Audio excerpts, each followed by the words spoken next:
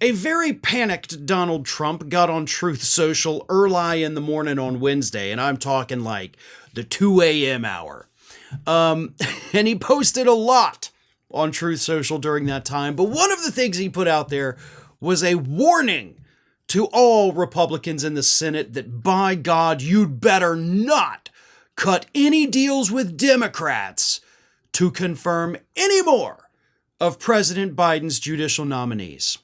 Here's what Trump wrote.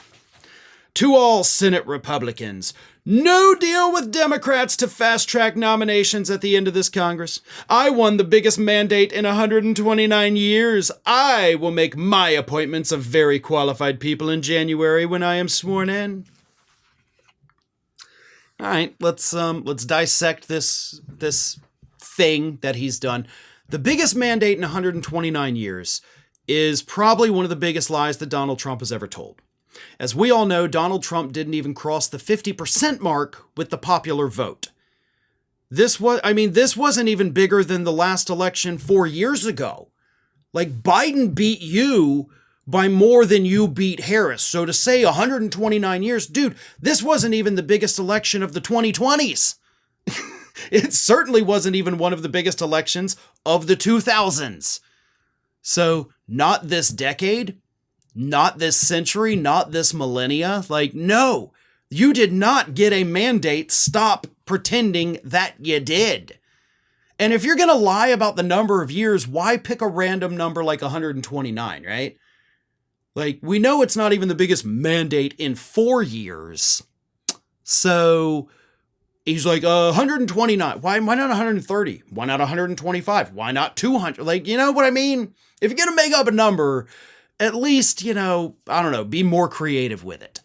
But anyway, no mandate. And here's what Donald Trump is pissed off about.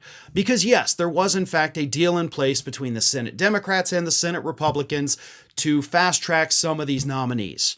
But when the Republicans decided we're going to start blocking some of them and violate the deal, you then had a lot of Democratic judges, Democratic appointed judges, I should say, that said, okay, if you're not going to replace me with somebody that Biden's picking, I'm just not going to retire. So screw you guys. I'm here for the next 4 years.